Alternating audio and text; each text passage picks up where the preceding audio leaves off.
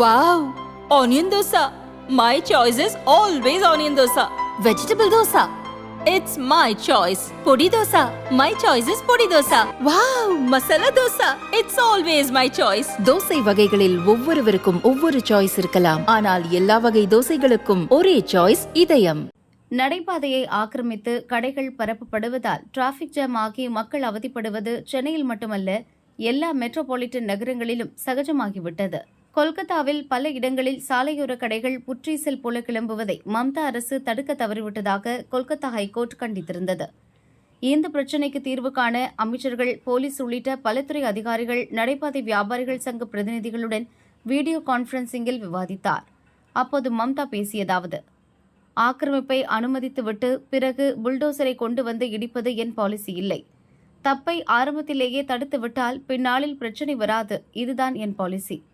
சாலையை ஆக்கிரமித்து கடையை போடுபவர்களுடன் லோக்கல் போலீசும் அரசியல்வாதிகளும் தொடர்பில் இருப்பதாக எனக்கு தகவல் வந்துள்ளது.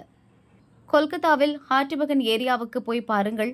பாதசாரிகள் நடக்க இடமில்லை, வாகனங்கள் போக வழியில்லை. சாலையோர வியாபாரிகளிடமிருந்து பணம் வாங்கிக் கொண்டு அவர்களை அனுமதிக்கிறார்கள். நீங்கள் வாங்கும் பணத்துக்காக அந்த ரோட்டையே அவர்களுக்கு தாரை வார்த்து விடுவீர்களா என்ன? பேராசையை கட்டுப்படுத்த பாருங்கள், இல்லை என்றால் விளைவை சந்திக்க வேண்டி வரும் என லோக்கல் போலீசாரையும் அரசியல்வாதிகளையும் மம்தா எச்சரித்தார். ஓரிடத்தில் அரசு நிலத்தை சாலையோர வியாபாரி ஆக்கிரமித்துள்ளது உறுதியானால் அந்த ஏரியா கவுன்சிலரை சும்மா விட மாட்டேன், கைது செய்து சிறையில் தள்ளி விடுவேன் எனவும் மம்தா ஆவேசம் காட்டினார். அரசு நிலத்தை முதலில் ஆக்கிரமிக்கிறார்கள், பிறகு விற்று விடுகிறார்கள். திரிணாமுல் காங்கிரசார் மட்டுமல்ல, பாரதிய ஜனதா கட்சியினரும் இந்த வேலையை செய்வதாக தகவல் வருகிறது. அசன்சோலில் ஒரு குளத்தை ஆக்கிரமித்து 3 மாடி கட்டடத்தை RSS அமைப்பினர் கட்டியிருக்கிறார்கள். பாஜக நிர்வாகிகள் சட்டவிரோதமாக பார்க்கிங் நடத்துகிறார்கள்.